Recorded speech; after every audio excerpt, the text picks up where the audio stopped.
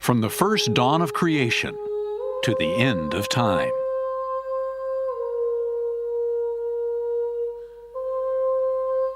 Our world, our lives, and every living thing are attuned to a cosmic song. A celestial cadence of light and dark.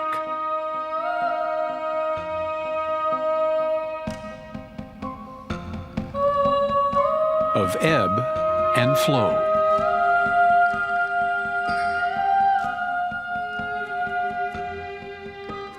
Of heat and cold. All set into motion by the epic dance of the sun, moon, and earth. These are the rhythms of life itself.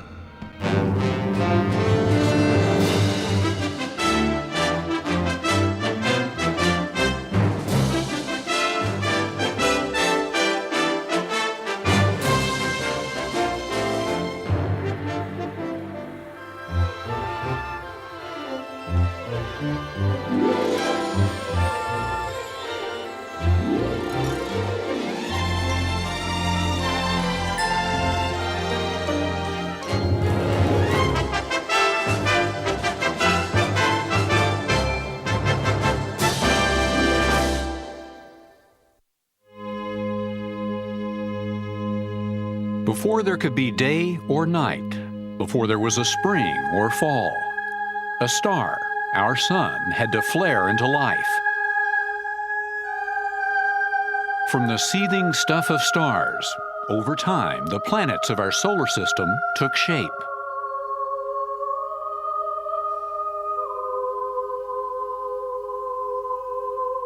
Four billion years ago or more, one such place was born. The planet called Earth, our home.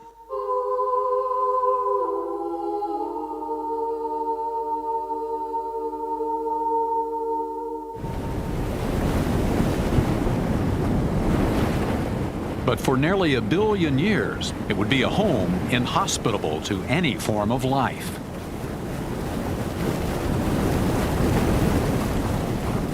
A red and angry globe, a churning mass of fire, poison gas, and molten rock.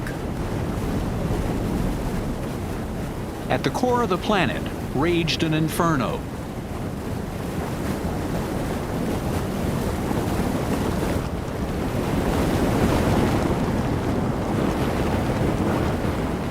For thousands upon thousands of centuries, this infant planet suffered the violent pains of growth and change as it formed and reformed itself.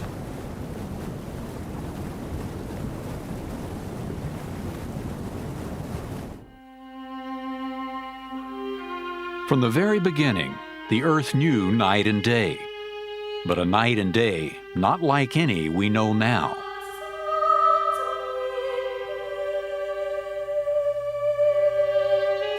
Fueled by the forces of creation, the Earth raced through its daily cycle, spinning 5 times as fast as it does today.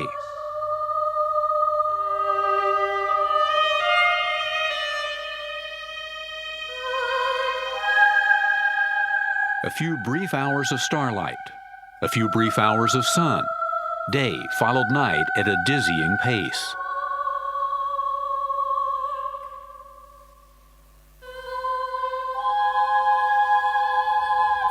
Earth and Sun were not alone in their orbits, but cosmic visitors rarely came to stay. Until one cataclysmic encounter transformed the heavens and Earth forever. One theory tells of a cosmic accident, a huge asteroid on a collision course. It may have been the birth of the moon, and so many of the rhythms of life. But first, the moon would have been a cloud of fragments, circling the planet like the rings of Saturn, before coming together into a huge, barren satellite.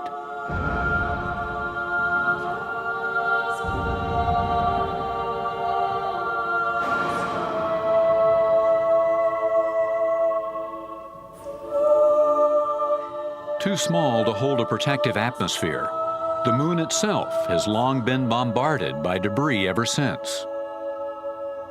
Without wind or rain to smooth the scars, its face bears everlasting witness to the violent nature of outer space.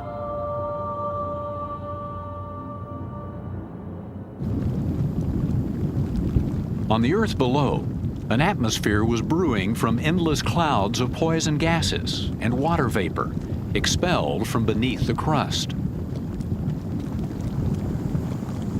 Closer to the sun, the precious water might have boiled away. On a colder planet, it would be locked into eternal ice. But on the Earth, water vapor condensed, falling back as rain upon the land. And so the first oceans were born.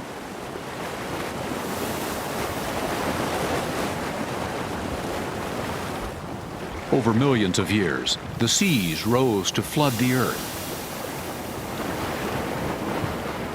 But these were not the cool, life-giving waters we know today.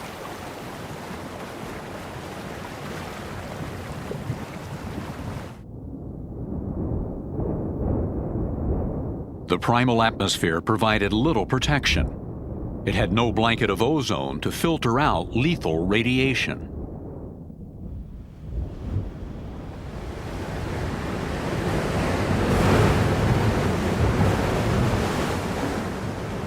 Virtually unobstructed, the sun's unforgiving rays seared whatever they touched.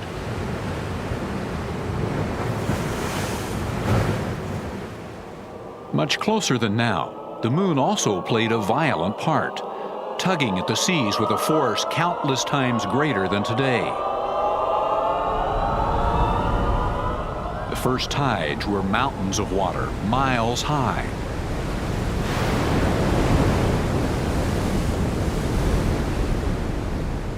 Torn by sun and moon, the surface waters offered no hope for life.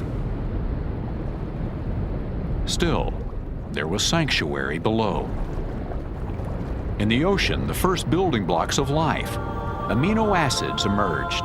They incubated in water heated by the planet's internal fires and fed on a bubbling broth of nutrients straight from the heart of the Earth.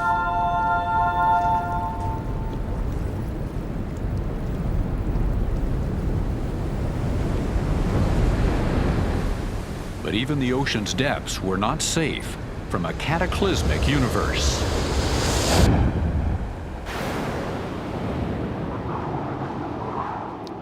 In a galaxy still littered with the debris of Genesis, asteroid strikes may have vaporized the oceans, laying the seabed bare. More than once, life on Earth may have been snuffed out. Yet the fire and rains of creation kept their hold on Earth, and the oceans rose again. Life has proven stubborn here. Some 3 billion years ago, as the Earth cooled and calmed once again, new forms appeared, the heralds of life as we understand it. In quiet, sheltered pools, algae spread. Colonies of single-celled organisms, they thrived off abundant sunlight and carbon dioxide. And in their waste, they left behind oxygen, the precious breath of life. This was the birth of photosynthesis, a new life-giving cycle that transformed the Earth. For countless millennia, algae flourished in the brief days so bright with sun. And now, the cosmic rhythms were changing. Gradually, the moon and its tides slowed the Earth's mad spinning, and the forces that bound planet and satellite together loosened their hold. The moon retreated to where she stands today, still slipping imperceptibly away over time.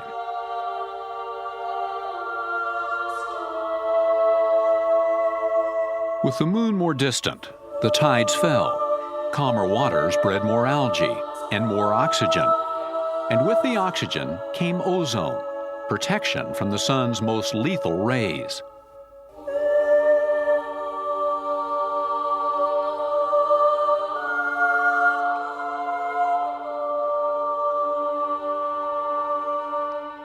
At last, the stage was set for the next phase of creation.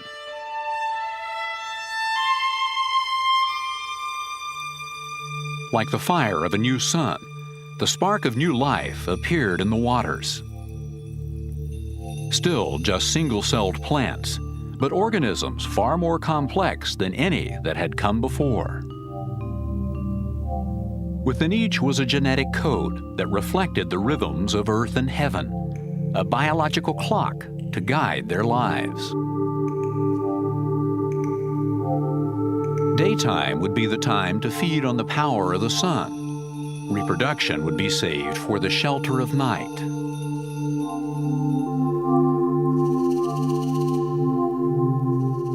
Millions of years later, this clock still synchronizes almost all life to the very spin of the planet.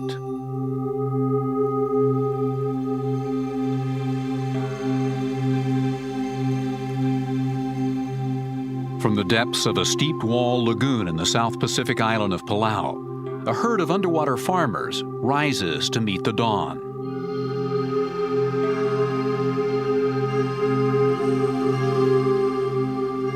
A swarm of jellyfish, tens of thousands strong.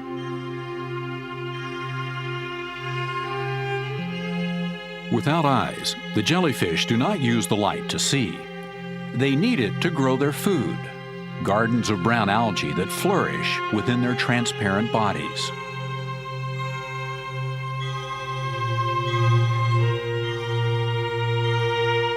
Denied sunshine, they would starve.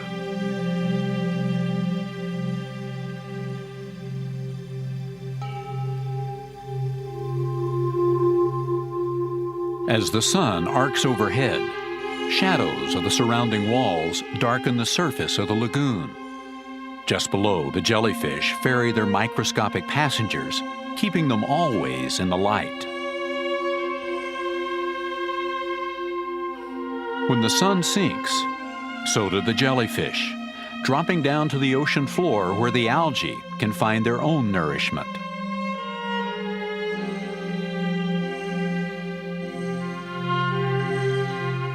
Even without sight, the jellyfish will know when the sun returns again.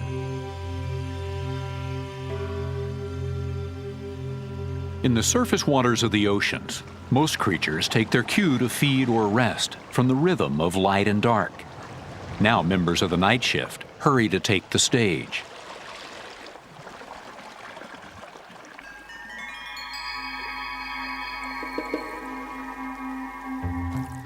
Roused by light-sensitive cells that announce the return of darkness, these prickly browsers set out to graze.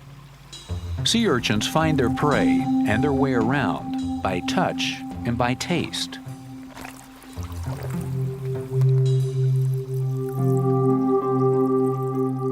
Each night, clouds of plankton rise from the deep to feed, drawing out the coral who fish the waters with feathery nets.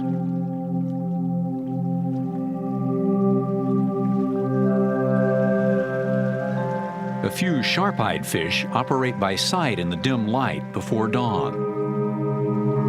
Like a cat in the dark, the lionfish can pick out its prey.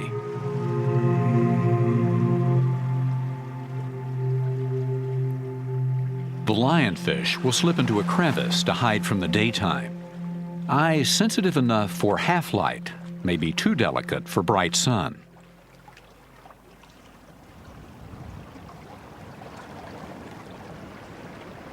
Daybreak brings the morning rush hour to the reef.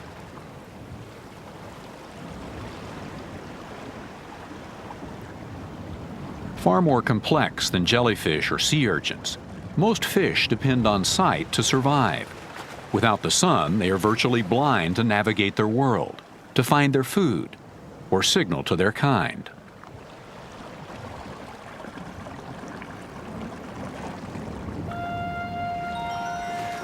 A kaleidoscope of colors enhances the play of daylight on the reef.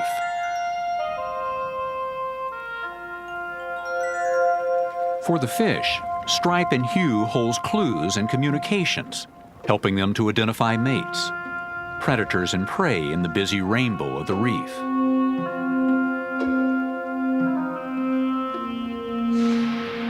Trailing twilight in its wake, a manta ray flies in to harvest plankton when again they rise with evening.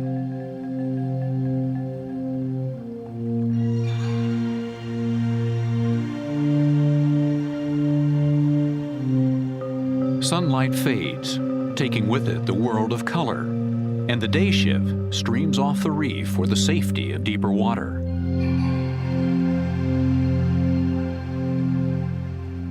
And once again, the great Earth wheels round.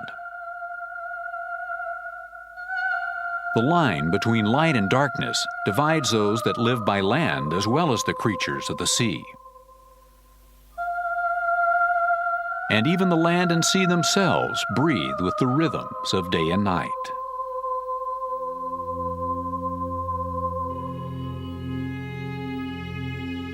Given off by day, water vapor now rises, cools, and condenses in the night air.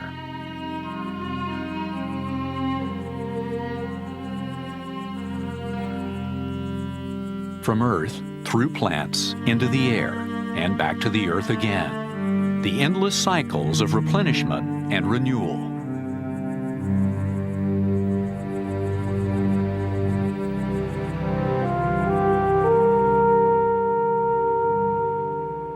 The plants of this Australian rainforest have been in tune with the rhythms of the sun for eons.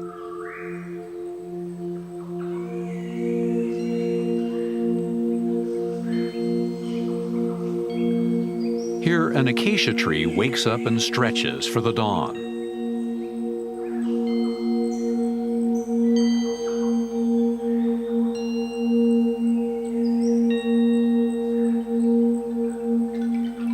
Like a sundial in the trees, the play of light and shadow across the forest floor marks the turning of the planet.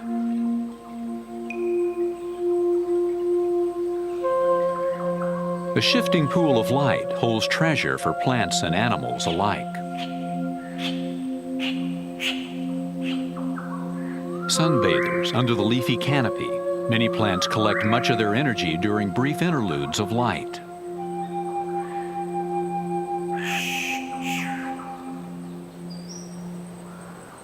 A boastful bird takes the spotlight for a stage. In the dark, his finery is invisible, meaningless. Only by day can the male riflebird capitalize on his gaudy attire. His appearance, like a feathered black and white rose, has been calculated by evolution to entice females to his side.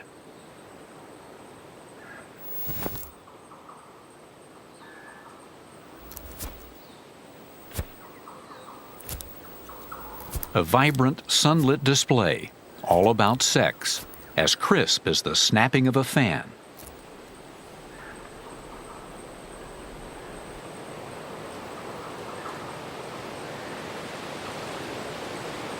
The last hours before sunset often inspire a flurry of movement.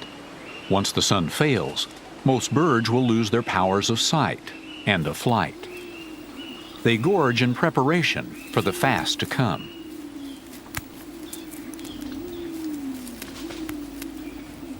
Color and flare are an advertisement for plants, too. Their brightly hued fruit attracts birds. And with the feast, the cycle of life and rebirth will continue. For after eating, the birds will spread the seeds of new plants far and wide.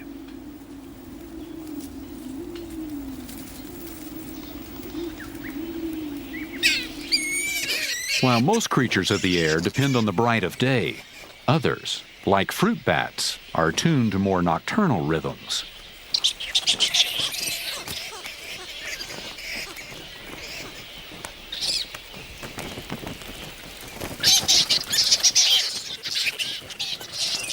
All day they had been invisible, sleeping in the shadows, saving their energy against the hot sun.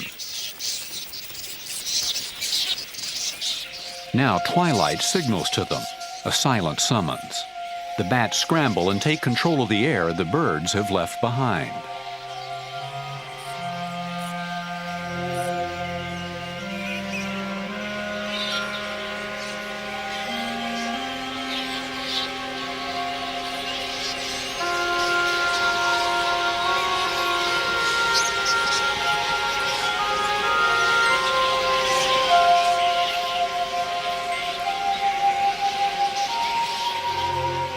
Millions crowd the sky, ever graceful, never colliding.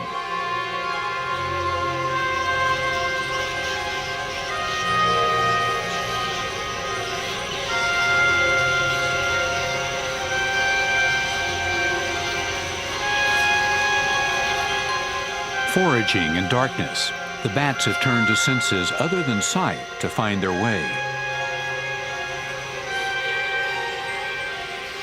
They navigate the night by sound until they find a likely spot for a meal. By moonlight, plants need a different lure to attract visitors: perfume. Little is more savory to these bats than the scent of ripe blossoms and fruit. And once they take their fill, like birds, they carry seeds everywhere they fly, assuring the future of their favorite foods.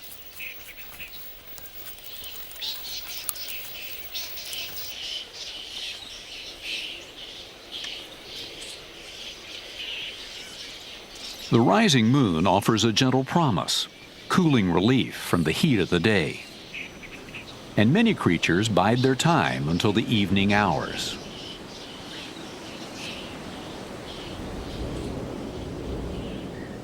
Other mammals have also learned to maneuver through the midnight air, like Australia's sugar gliders.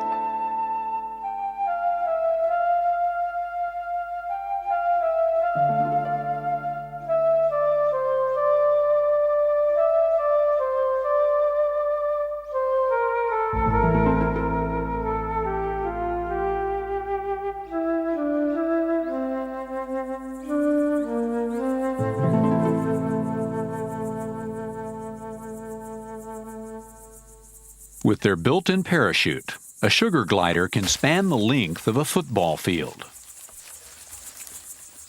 It may seem a bold leap of faith, but they're only following family footsteps. By smearing their scent upon the branches, they blaze invisible trails for their kin to follow. The search for insects, sap, and nectars carries the gliders into the night. Like bats, they survey the dark with sensitive noses.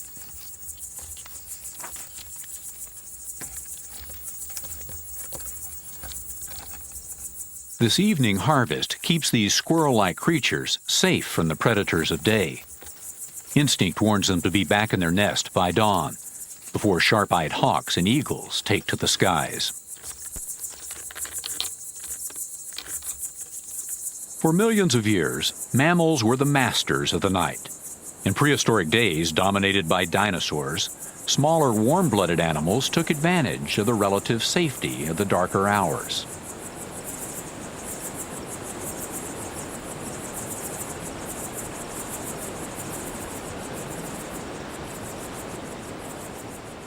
But the days when mammals were forced to hide from the coming of the light are long since over.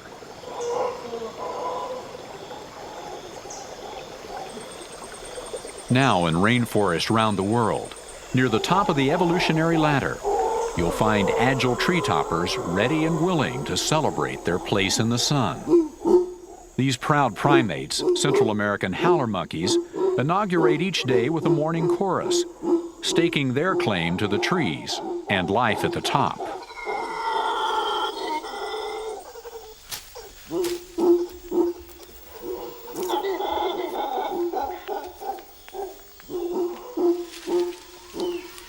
Higher still cling their smaller cousins, the spider monkeys. With few natural enemies, they rule the roost. Grasping hands and feet give them confidence to live life out on a limb.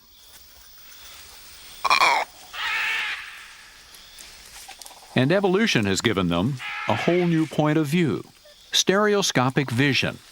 It gives them the ability to judge distance precisely. An invaluable skill when hurtling through the treetops 80 feet above the ground. Somewhere deep in the prehistoric past, the human line diverged from that of monkeys and apes. And even if we no longer get to work vine to vine, we still share common genes and heritage, and an attachment to the daytime hours. It's programming imprinted on us both by the ever-circling sun and its cold celestial partner.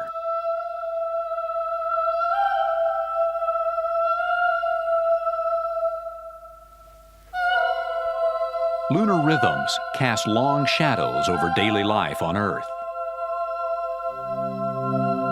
Though the mile-high tides of creation have shrunk to swells of mere feet, the rise and fall of the oceans still exerts a powerful force.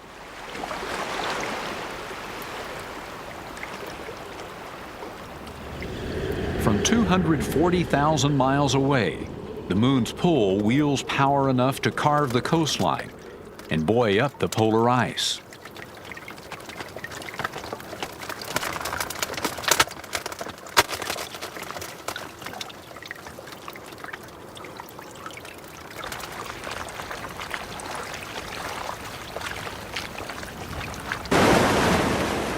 Four times a day, the sea scours the coast, always retreating, always returning.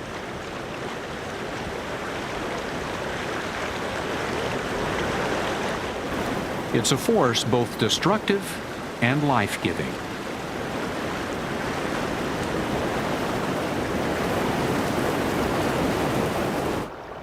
Many creatures thrive here, on the shifting boundary between sea and land. On gentler shorelines, each time the tide retreats, it leaves behind a feeding ground, replenished by the sea. The lull between high tides sees a race for survival, a race against the lunar clock.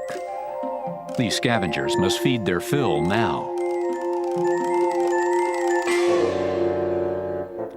Sand bubbler crabs pick food from the net of the sand, sorting out trapped particles of seaweed and other plants.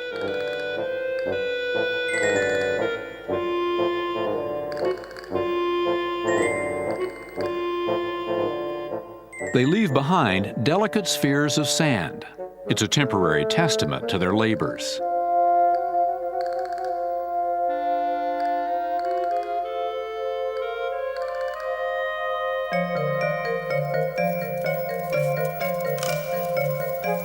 Combing the territory around their burrow, they scar the sand with their tracks, each lone scavenger attending to its own hunting ground.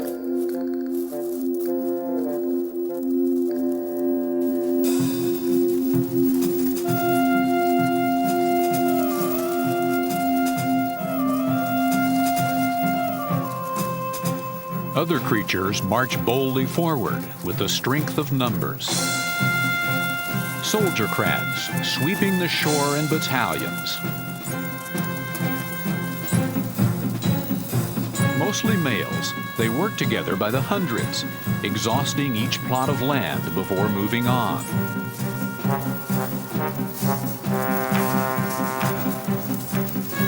An army of crabs, a living tide of hungry hunters.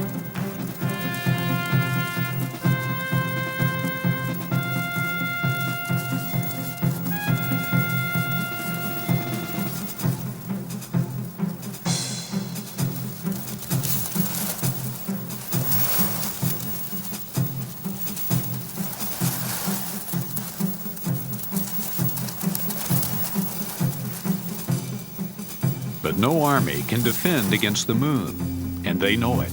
The crabs' parade grounds will be deserted by the time the tide marches back to claim it.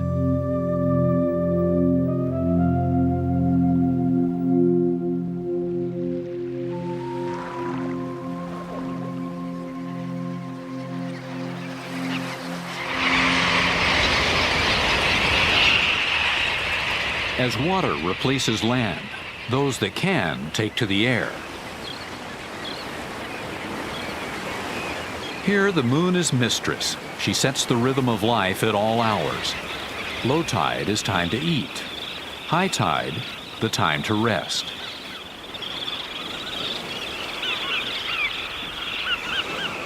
Wading birds make the best of life at the shore. Stilts for legs let them follow the water's edge as it ebbs and flows.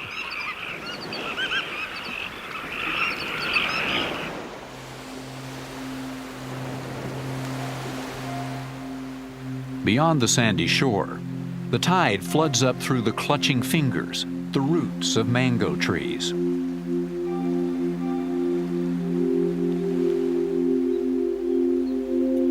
Here, in the muddy flats, the fiddlers dig their wells, preparing for the tide's return.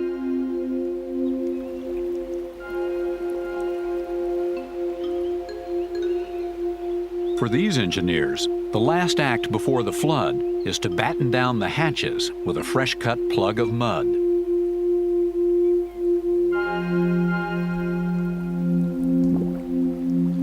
They'll wait out the flood submerged in underground burrows.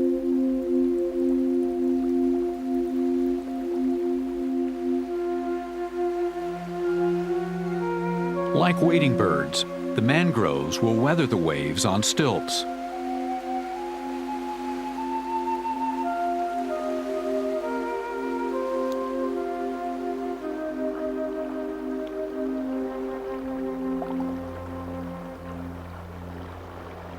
The rhythm of the tides beats both night and day.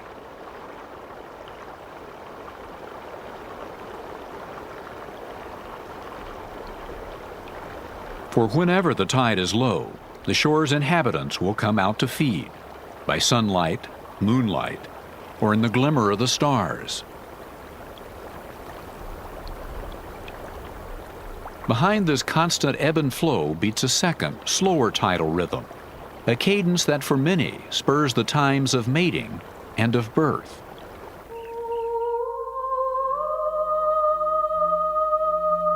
This is the lunar cycle, the month-long dance of Earth, satellite, and sun that paints the changing faces of the moon.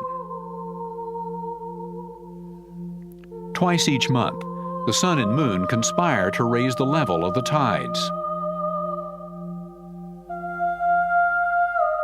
At the new moon and at the full, the gravity of both our star and our satellite align, lifting the tide to its greatest height. In between, the tides are at their weakest.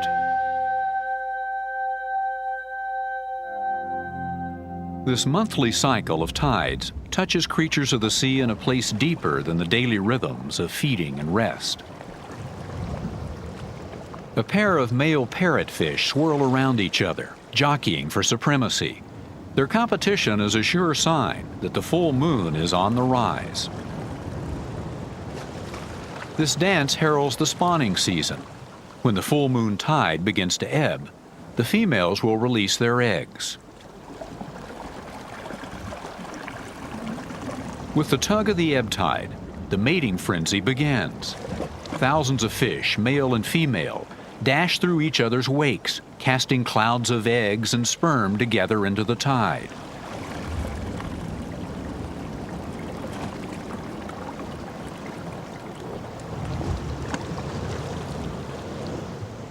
One breed's spawn is another's feast. Predators join the tumult to feed their fill on eggs. But the spawning fish know how to play the odds. They have fertilized tens of millions of eggs. Millions will escape, pulled out to deeper waters by the outgoing tide. At high water, the surf storms back over the reef, sweeping schools of tiny fish into the lagoon.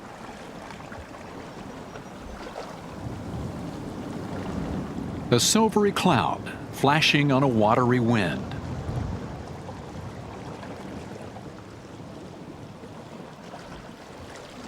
For many, this will be the last moment in the sun.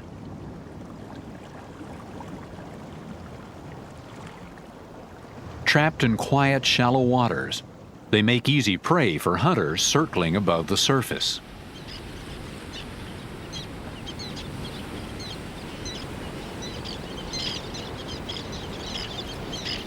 Moon, fish, and birds, all whirling in their own perfect harmony. This black nape tern lives a life scored to the music of the tides.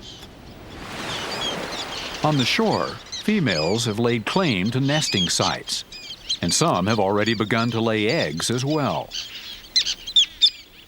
While one bird minds the nest, its mate fishes the shallows.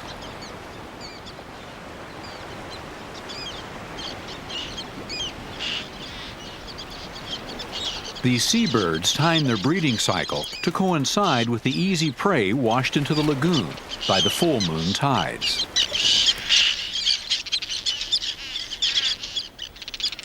Now is the time to eat heartily.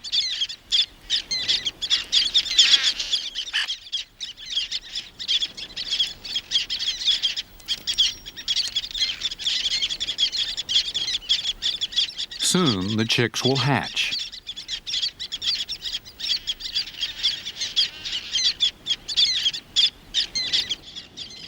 And soon the moon will come full circle, the tides again filling the shallows with tiny fish, all in time to feed newly hatched chicks. Although barren herself, the moon prompts the sexual life of many animals, both above and below the surface.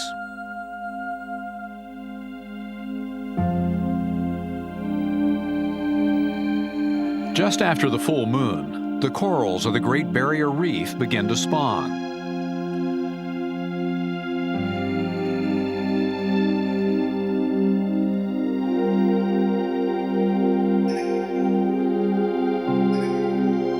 In a week, the tides will reach their slackest point, and over 200 different species of coral will launch their seed into a galaxy of eggs and sperm.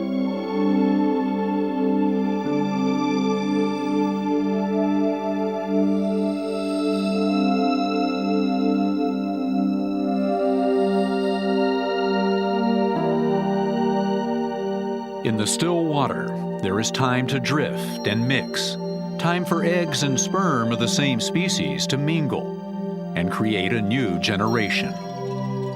Seaworms who live embedded in the coral cast off their tails, adding to the blizzard.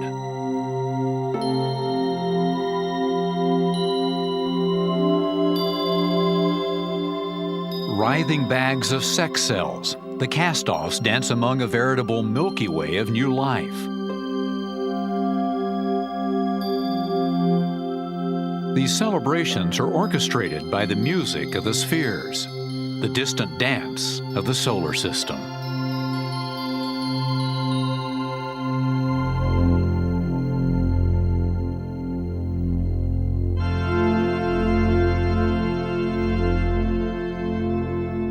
Like the moon, the sun also sings to us in rhythms slower than the everyday of rise and set.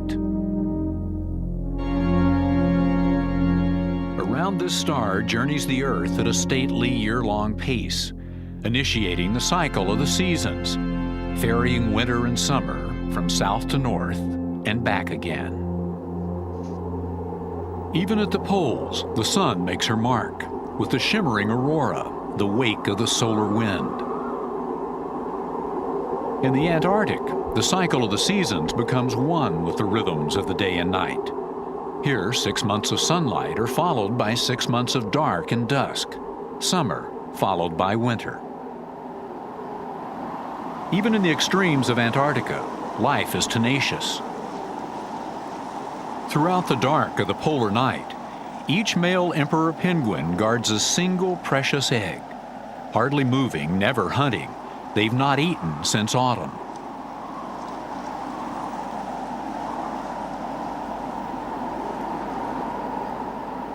In temperatures reaching 70 below, winds up to 50 miles an hour, they huddle together for warmth and protection, and wait for the sun.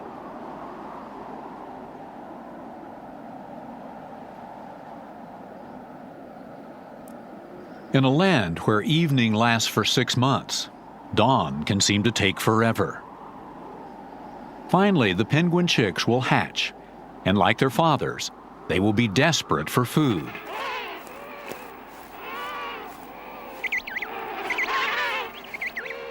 Males can lose nearly half their body weight during this incubation time, but help is on the way.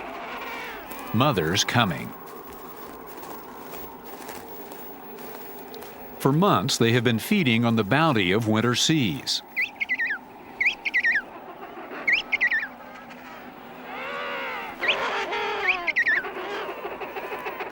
Nature's biological clock is at work here too. The females seem to sense the exact time to leave for the nesting grounds, for they have a huge trek across the ice to get here. Even tired and hungry, the males may be slow to give up their chicks. Temperatures on the ice can be killing. Babies left exposed too long will die.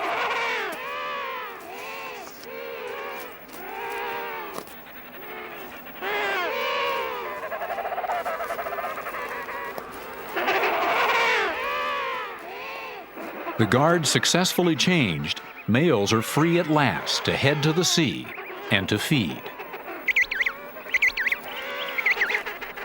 The chicks will be fed by mother and kept warm until the sun climbs high into the sky.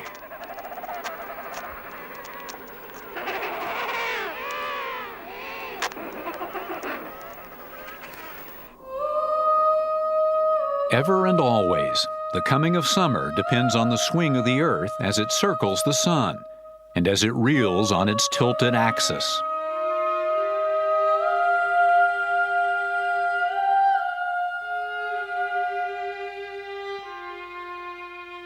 As the earth spins through the year, the sun's strongest rays sweep across the globe, bringing change in its wake.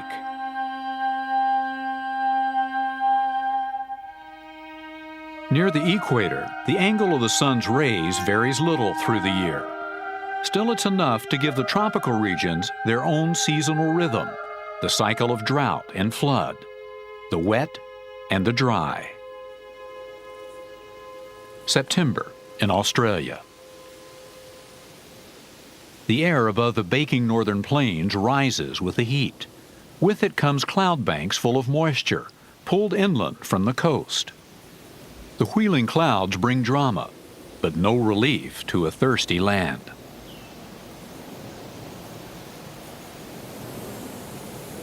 They are not rainmakers, but sky painters.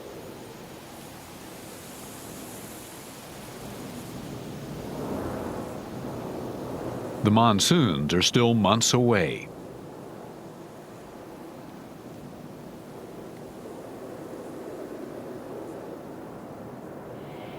Even so, deep in their nature, plants and animals seem to feel the rains coming.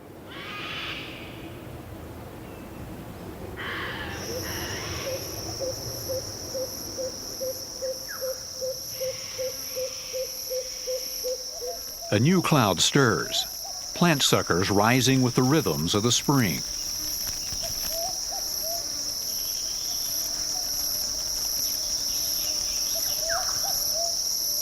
What looks like the bark of a tree breathes with life. A frill-necked lizard waiting out the drought. For months it rations energy, moving little, feeding less.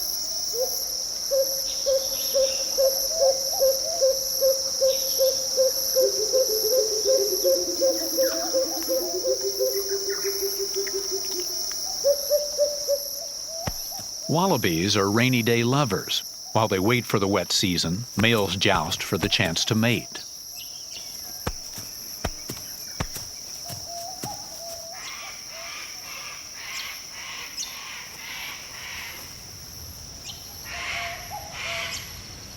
Now even the plants take a chance that the drought is on the wane, greening with fresh leaves. Soon all their preparations will be rewarded.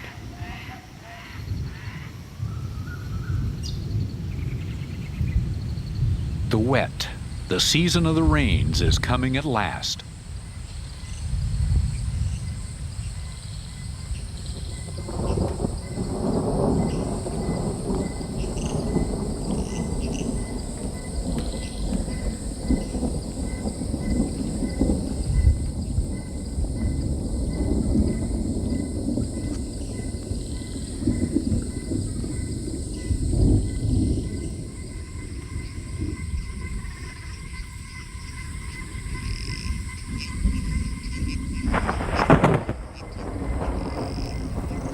Deep in their shadowy castles, colonies of termites rouse to the reveille. One storm brings another, a rain of flying termites. They take to the air by the millions in the quest to found new colonies in rain-softened soil. And as always, the rhythms of one life mesh and turn with others.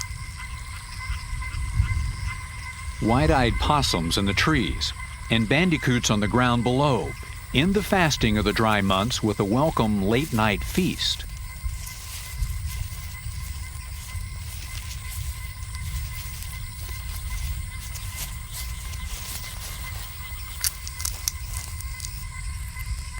At the end of their migration, termites shed their now useless wings. Many will fail to ever find a mate and burrow safely underground.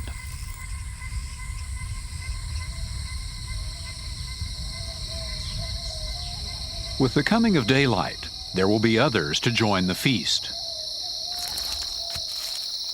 Conservative no more, the frill-necked lizard becomes a glutton, storing up protein for the breeding time to come.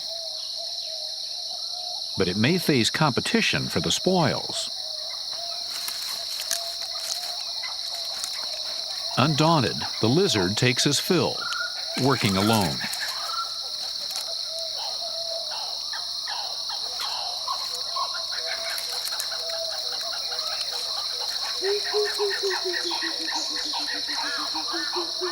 The green ants do it differently, working together in groups.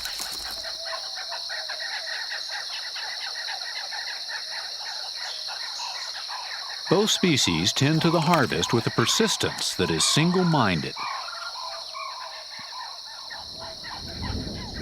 Little disturbs the teamwork of ants. They scavenge night and day, dry or wet. At the peak of the rainy season, the storms are now more than most animals might care to see.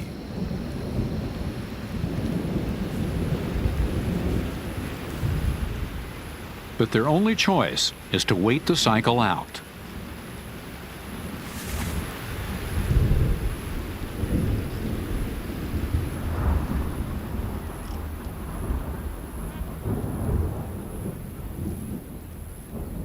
Like the rhythm of the tides, the rolling seasons of wet and dry shape life for every plant and animal on this land.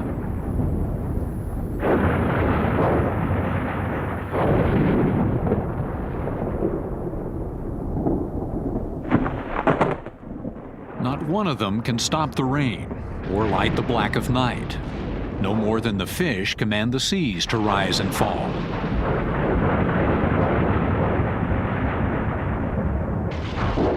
One creature only dares to fight the night.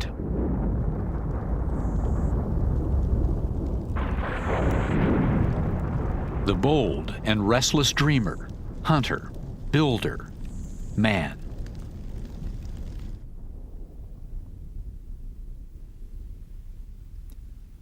But even in our cars and castles, we submit to the rhythms of the earth.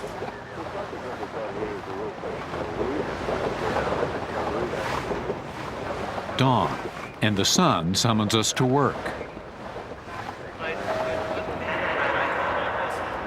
We swarm like schools of fish to the cities, flashing to feed and mingle on the reef.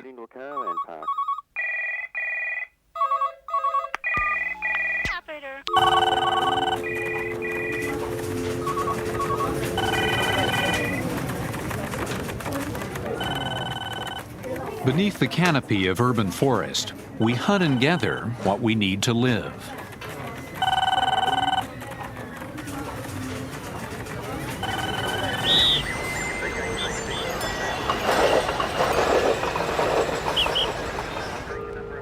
And dusk still calls us home again, a flock of birds returning to the roost.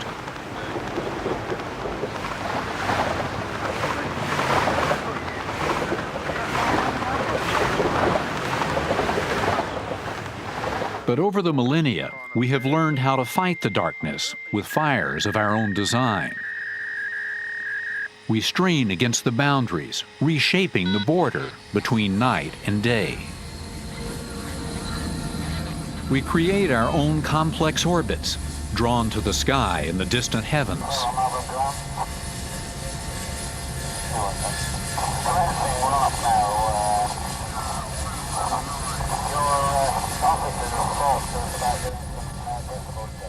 Yet finally, for all our powers and wisdom, man is still just a player on a vast stage. Hour by hour, year by year, the cosmic clock marks our time on Earth. Seasons turn, tides rise and fall. One generation passes on to the next. Nothing lasts forever, not even the stars themselves. Night by night, over countless years, the Earth will slow on its axis. The moon will drift yet further away. Days will lengthen, the tides grow quiet. Billions of years from now, the seemingly endless cycles will come to a close, as the fires of creation at last consume the sun. Yet ours is but one small star in one tiny galaxy, in a universe beyond measure.